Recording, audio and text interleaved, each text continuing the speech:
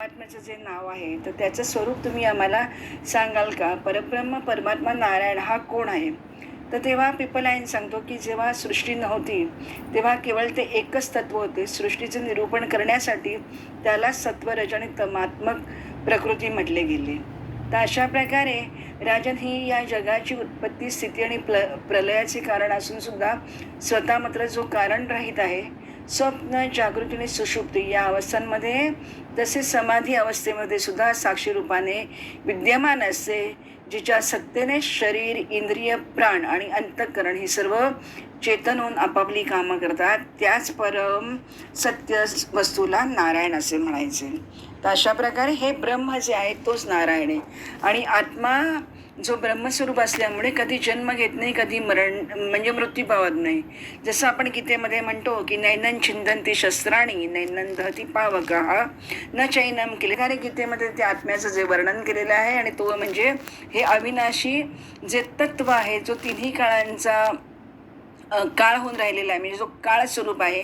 आणि जसा प्राण एकच असूनही निरनिराळ्या ठिकाणी त्याची वेगळी नावं आहेत, तसाच हा काळ हा सर्व साक्षी आहे. आणि ह्यानेच अंडज जरायुज उद्भिज आणि स्वेदज अशा जीव कमलनाथांच्या चरणकमलांची प्राप्ती करण्याची ज्यांना इच्छा आहे त्यांनी तीव्र भक्ती केली जाते. तेव्हा तीच भक्ती गुण आणि कर्माने उत्पन्न झालेले चित्तातले सर्व दोष जाळून टाकते. जेव्हा चित्त शुद्ध होते तेव्हा आत्मतत्वाचा साक्षात्कार होतो. अशा प्रकारे आणि मग हे सगळे जे योगी आहेत ते त्याला नैष्कर्म्य अवस्था प्राप्त होते. अशा प्रकारे त्यांनी 5व्या पिपलायांनी सांगितलं. त्या 6वा जो आहे अविर्होत्र, तर त्याला राजा विचारतो की हे कसं काय म्हणजे श्रेष्ठ नैष्कर्म्य प्राप्त होतं असं म्हणता, तर ते कसं काय ओळखायचं? तेव्हा अविर्होत्र म्हणतो की ज्याला आपल्या ब्रह्मस्वरूप आत्म्याची हृदयग्रंथी मी आणि माझे ही कल्पना नाहीशी व्हावी आणि जर का वाचला असेल तर त्याच्यामध्ये पण त्यांनी हा शब्द उल्लेख केलेला आहे की हृदयग्रंथी तुटली पाहिजे. हृदयग्रंथीमध्ये आमच्या जी हजारो वर्षांच्या ज्या काही आपल्या श्वासना कामना इच्छा आहेत त्या सगळ्या तिथे आपण साठवून ठेवतो हृदयामध्ये. आणि म्हणून हृदयग्रंथीचे भेदन करणं म्हणजे आता मला कुठल्याही प्रकारची इच्छा न उरणं. तर अशा प्रकारे जर का आपण ही हृदयग्रंथी भेदायचा प्रयत्न केला तर त्याच्यामुळे काय होईल, त्याने वैदिक आणि तांत्रिक अशा दोन्ही प्रकारची साधना होईल आणि ती भगवंताची आराधना होईल. आता त्याच्यासाठी काय करायला लागेल, तर त्याच्यासाठी धर्माने सांगितल्याप्रमाणे आचरण करावं. त्याच्यानंतर आसनविधी सांगितलं, न्यास करायला सांगितलं आहे, धूप दीप माळा म्हणजे ज्याला आपण मूर्तीची षोडशोपचारे पूजा असं ज्याला आपण म्हणतो तशी. आणि ती सगळी केल्यानंतर काय करायचं, तर अशा प्रकारे पूजा केल्यानंतर आपल्या आराध्याचं ध्यान करायचं आणि त्या भगवंताच्या मूर्तीचे पूजन करायचं आणि ते निर्माल्याचं असेल ते आपल्या मस्तकावर धारण करायचं. आणि त्याच्यामुळे काय होईल, आपल्या हृदयामध्ये आत्मरूप श्रीहरीची पूजा होईल आणि तो लवकरच मुक्त होईल. अशा प्रकारे आता राजा पुढे विचारतोय की श्रीहरीने वेगवेगळ्या अवतार घेतले आपल्या इच्छेनुसार, ज्या ज्या लीला केल्या, तर त्यातल्या तुम्ही थोड्याफार काही आम्हाला सांगाल का? तेव्हा द्रुमिल हा जो 7वा आहे योगेश्वर, तर तो तेव्हा ते सांगायला सुरुवात करतात की भगवंतांनी स्वतःच निर्मिलेल्या पंचमहाभूतांच्या योगाने विराट शरीराची निर्मिती झाली आणि आपल्या अंशाने त्यात प्रवेश केला. तेव्हा त्या आदिदेव नारायणाला पुरुष हे नाव पडले आणि तो भगवंताचा पहिला क्षेत्र ज्याला आपण म्हणतो किंवा ज्याला आपण कोटर असा शब्द वापरू किंवा ज्याला आपण क्षेत्र असा शब्द वापरू, तर त्याच्यामध्ये राहणारा तो ईश. म्हणून पुरुष म्हणजे स्त्री पुरुष असं जे आपण मानतो तर तो नव्हे, तर तो पुरुष म्हणजे जो त्या क्षेत्रामध्ये राहतो तो पुरुष, म्हणजे जो ईश राहतो तो पुरुष. आणि त्याच्या या विराट शरीरामध्ये तिन्ही लोक राहिलेले आहेत. आणि अशा प्रकारे सर्वप्रथम जगाच्या उत्पत्तीसाठीच त्यांनी रजगुण हा कर्म करण्यासाठी आहे आणि म्हणून ब्रह्मदेव त्याच्यापासून निर्माण झाले आणि त्याने सृष्टी निर्मिती केली. आणि मग त्याच्याच सत्वांशाने जगाच्या स्थितीसाठी तसेच ब्राह्मण आणि धर्म यांच्या रक्षणासाठी यज्ञपती विष्णू सात्विक रूपाने तयार झाले आणि ते समगुणाच्या अंशाने जगाच्या संहारासाठी रुद्र झाले. म्हणजे सत्व रजतम हे त्यांनी प्रत्यक्ष त्या पुरुषांनी करून त्यांनी उत्पत्ती स्थिती आणि संहार असं केलेलं आहे. आता हे नारायण कोण आहेत ते मात्र तुम्ही लक्ष ठेवून ऐका. आपण दशमस्कंधामध्ये आपण पाहिलं तर त्याची तुम्ही नीट लक्ष देऊन ऐका. तर दक्ष प्रजापतीची जी मूर्ती कन्या म्हणून म्हणजे दक्षाची जी दक्षाची कन्या होती, तिचं नाव मूर्ती होतं आणि ती मूर्ती त्या ब्रह्माची पत्नी होती. आणि आदिपुरुषाने तिच्यापासून ऋषीश्रेष्ठ शांत चित्ताशा नर आणि नारायण यांच्या रूपाने अवतार घेतला. म्हणजे दक्ष प्रजापतीची मुलगी कन्या आणि धर्म यांच्यापासून नर आणि नारायण यांचा अवतार झालेला आहे. त्यांनी नैष्कर्म्य प्राप्त करून देणाऱ्या कर्माचा उपदेश केला आणि स्वतःसुद्धा ते आजही त्याचेच अनुष्ठान करी त्यांच्या चरणकमलांची सेवा करीत असतात. आता पुढे गंमत बघा, नेहमीप्रमाणे लगेच इंद्राला भीती वाटायला लागली, इंद्राला शंका आली. आपण ज्याला म्हणतो ना किस्सा कुर्सी का, म्हणजे लगेच कोणी काही तपश्चर्याला बसला की इंद्राची दागदुग दागदुग दागदुग, कारण ती खुर्ची कशी आहे, संगीत खुर्चीसारखी, कधी ती जाईल भरोसा नाही. आणि म्हणून आता त्यांच्या तपश्चर्येमध्ये आता विघ्न आणायचं. आणि म्हणून मग त्यांनी काय ऐकलं, नरनारायण जिथे बसलेले होते बद्रिकाश्रमाच्या इथे, तुम्ही जर का कधी बद्रिकाश्रमाला जर का गेलात तर तिथे जरूर ते डोंगर दोन्ही दिसतात. तुमचं लक्ष पाहिजे नरनारायणाचे डोंगर बघण्यासारखे आहेत. नजर जातेच आपली. आणि तिथूनच थोडं पुढे गेल्यानंतर आपण जिथे या पांडवांनी स्वर्गारोहण केलं की चाय की आखरी दुकान, म्हणजे ते शेवटचं स्वर्गारोहणाचा तो भाग असा तिथे दिसतो.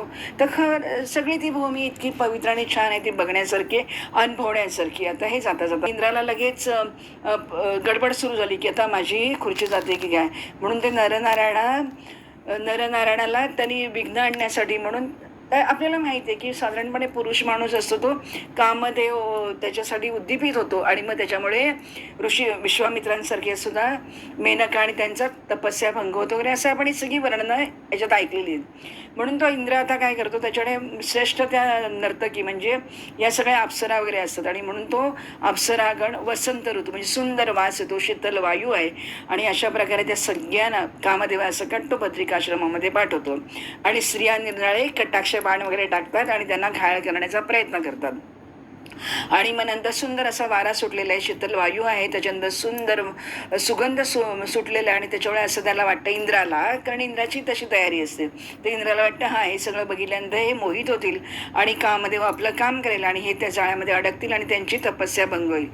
पण हे कृत्य इंद्राचं आहे. त्यांना जेव्हा कळतं तेव्हा त्यांना जराही भीती वाटली नाही, काही वाटलं नाही नरनारायणाला. आणि त्यांनी सांगितलं की कामदेवा देवांगनानो वायू, तुम्ही बिलकुल भिवू नका, आमच्या आदरातिथ्याचा तुम्ही स्वीकार करा. आता ते त्यांच्या आश्रमामध्ये आलं, आता स्वर्गामध्ये काय वाटेल ते ठेवलेलं आहे, पण नरनारायणांची हिंमत आहे म्हणजे सांगण्याची की इथे आमचा आश्रम सुना करू नका. आणि त्याच्याप्रमाणे नरनारायण ऋषींनी असं म्हटल्यानंतर कामदेव अक्षरशः लाजला.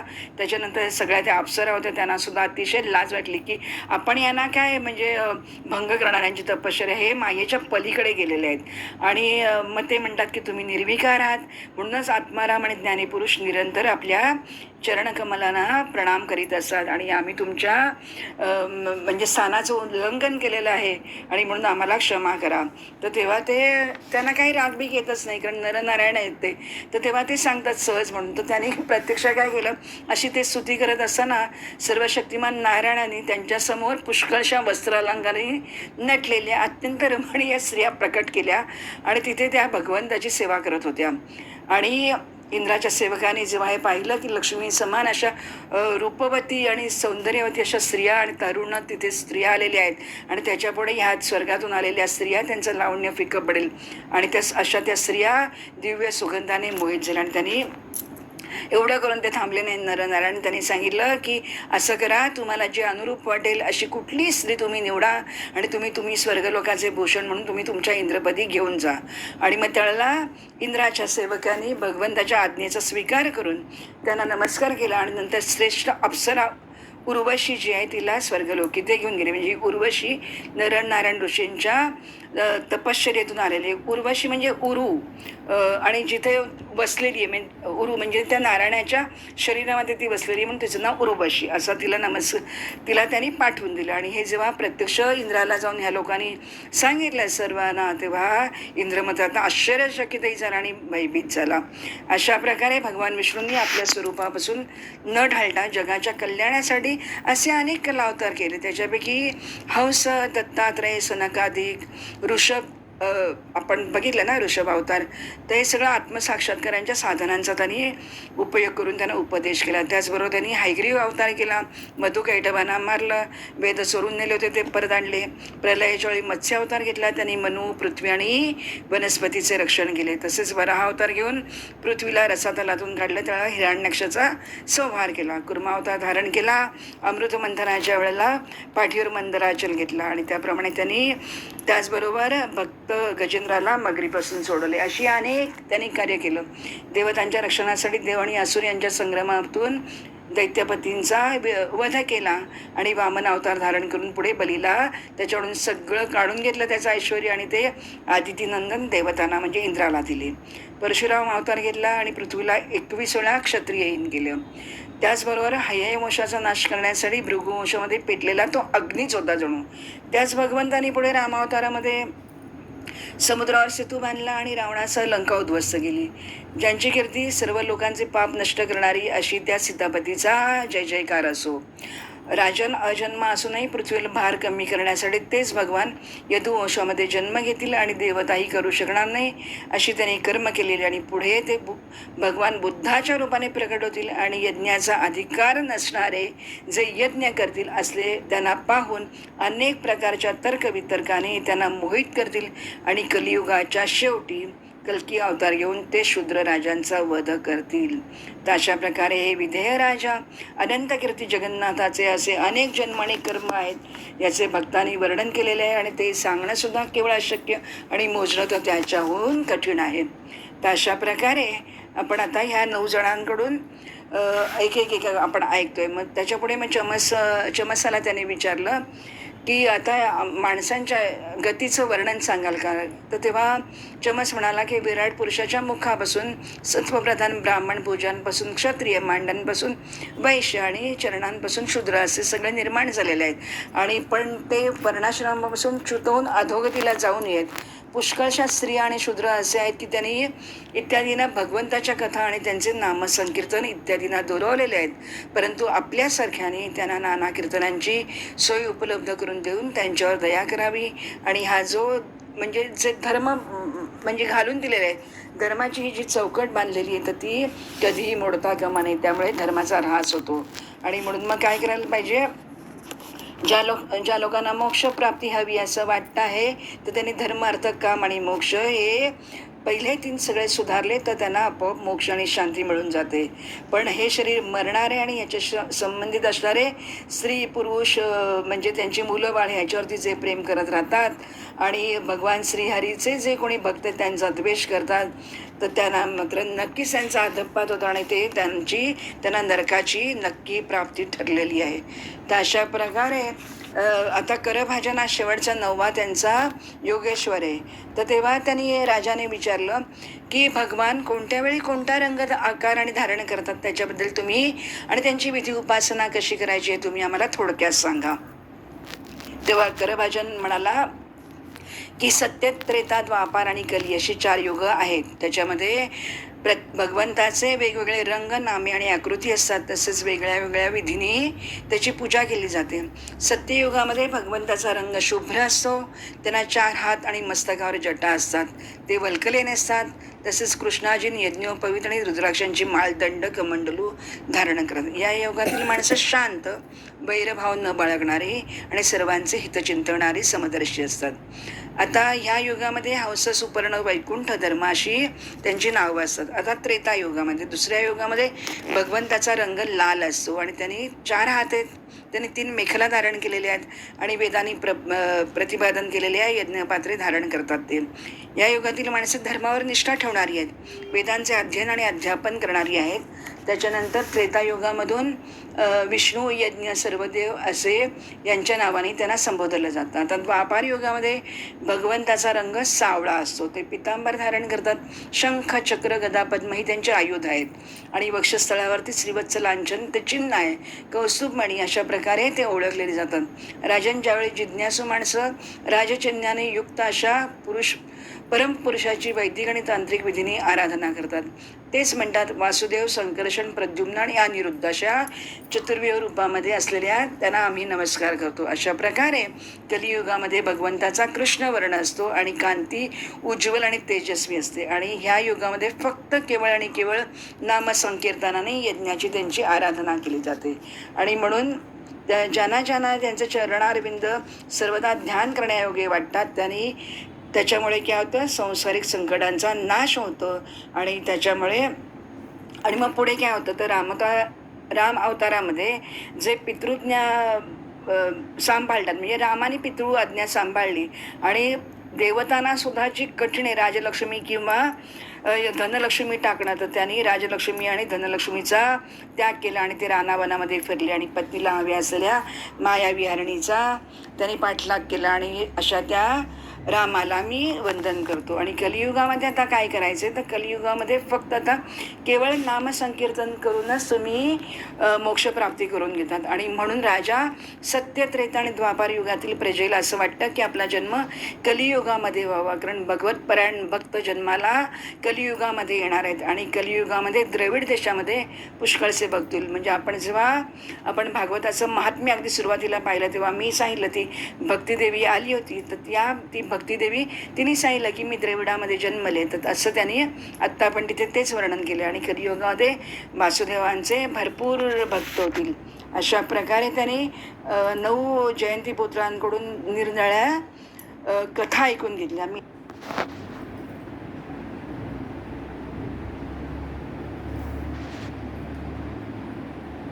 अशा प्रकारे हा 9 योगेश्वरांचा, जयंतीपुत्रांचा हा जो संवाद आहे तो नेमिराजाच्या अतिशय तो भाग्यवान आणि म्हणूनच त्याला तो ऐकायला मिळाला. आणि असं सगळं ऐकल्यानंतर नारद म्हणतात की म्हणजे मिथिला नरेश अर्थातच संतुष्ट झाला आणि त्यांनी आचार्यांना त्यांची पूजा केली, सगळी त्यांची स्तुती केली आणि ते सर्वांच्या देखत ते सर्व 9च्या 9 सिद्ध अंतर्धान पावले. म्हणजे हे सुद्धा बघायला मिळणं किती भाग्याची गोष्ट आहे. म्हणजे नेहमी किती भाग्यवान होतं आणि त्याच्याकडूनच पुढे भागवत धर्माचे आचरण केले आणि त्यालाही परमगतीची प्राप्ती झाली. तर वसुदेवा म्हणजे नारद आता वसुदेवाला सांगतात, तर म्हणून वसुदेवा तुम्ही ऐकलेल्या भागवत धर्माचे जर का तू श्रद्धेने आचरण करशील तर शेवटी सर्व आसक्तीपासून मुक्त होऊन भगवंताचं परमपद तू नक्की प्राप्त करून घेशील. कारण तुम्हा दाम्पत्याच्या कीर्तीने सर्व जग भरून गेलेले आहे. कारण सर्व शक्तिमान भगवान श्रीकृष्ण तुमचे पुत्र झालेले आहेत. श्रीकृष्णावर पुत्रप्रेम करणाऱ्या तुम्ही त्यांच्या संबंधीच्या दर्शन, आलिंगन, बोलणे, चालणे, झोपवणे, बसवणे, जेवू घालणे अशा अनेक प्रकारांनी आपले हृदय तर तुम्ही आधीच शुद्ध करून घेतलेलं आहे.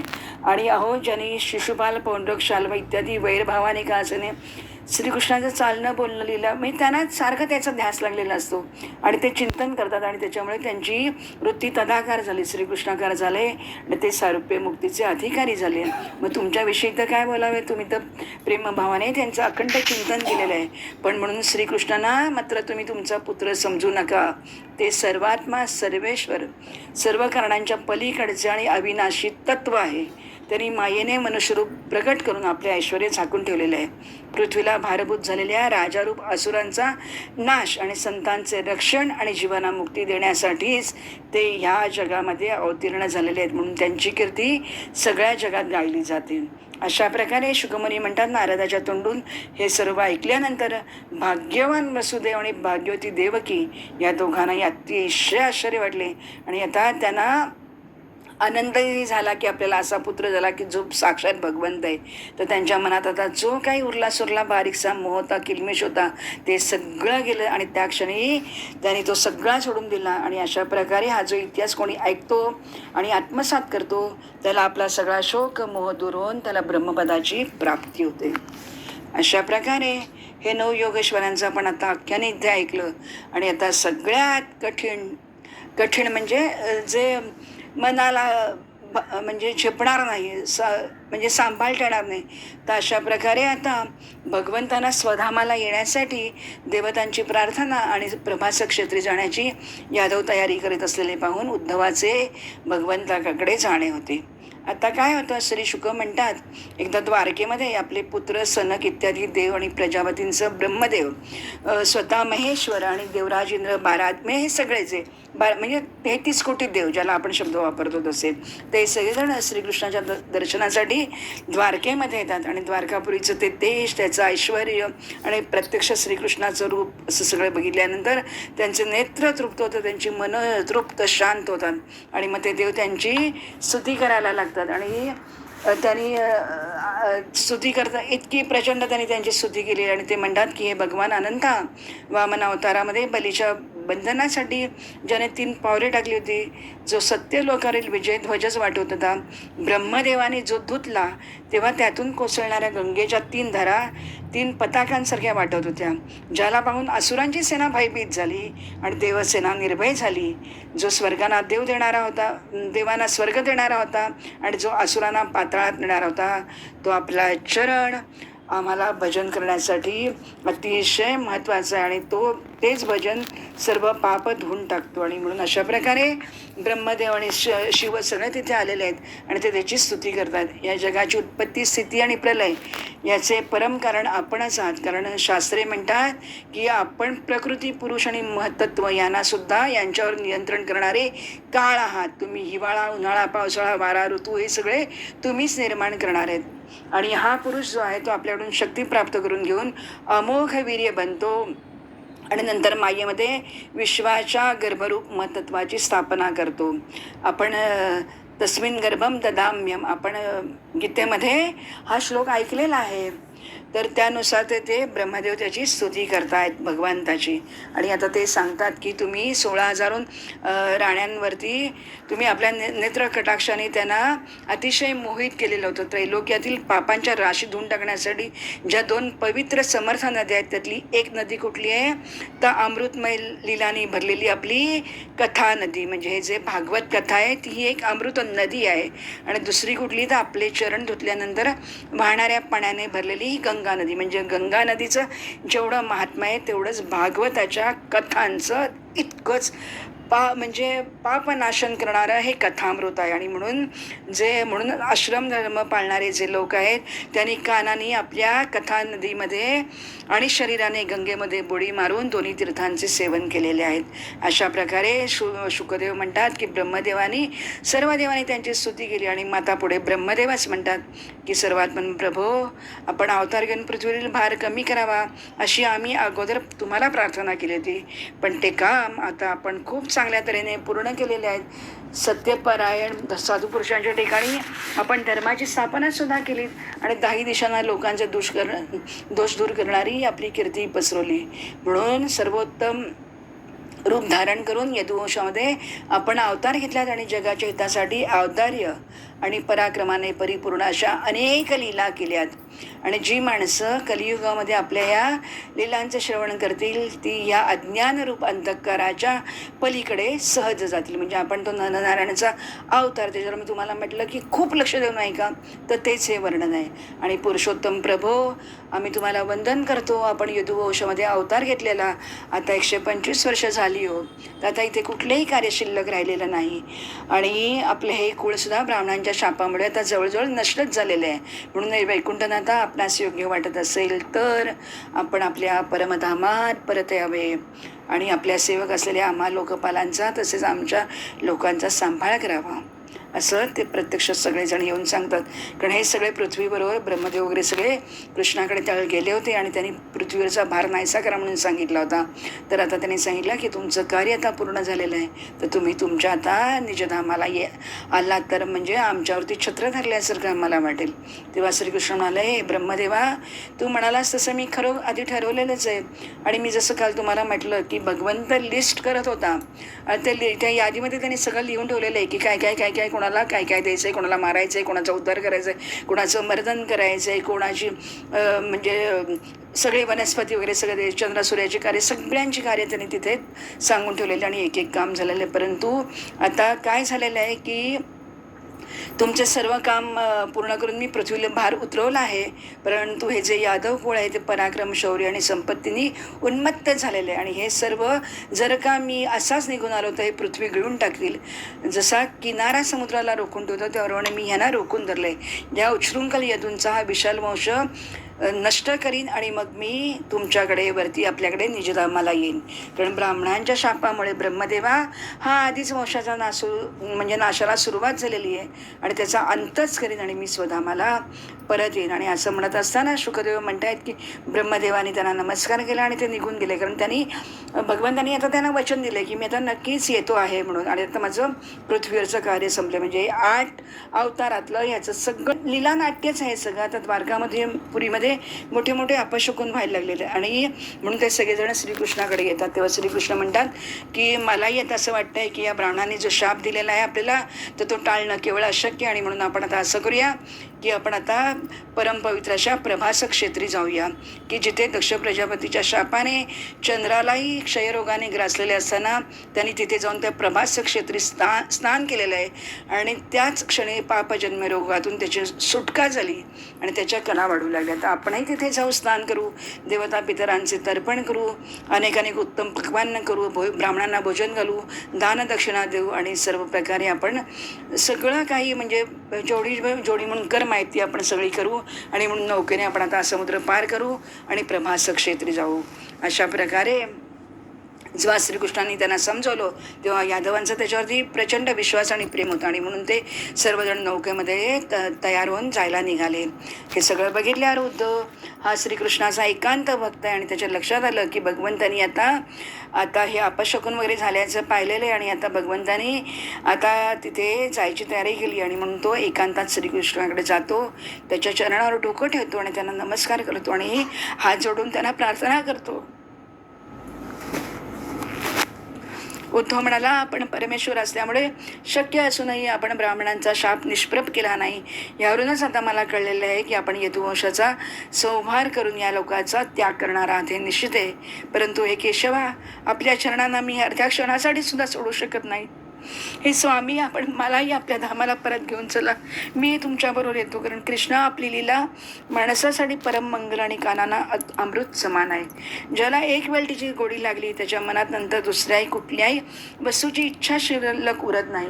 आम्ही तर झोपणे, उठणे, बसणे, हिंडणे हे सगळे तुमच्यावरच केले, तर तुम्ही आमचा प्रियतम आत्मा आहात, तर आम्ही तुम्हाला नाही सोडू शकत. आपण वापरलेली माळ, चंदन, वस्त्रे, अलंकार हे आम्ही सगळे प्रसाद म्हणून वापरतो.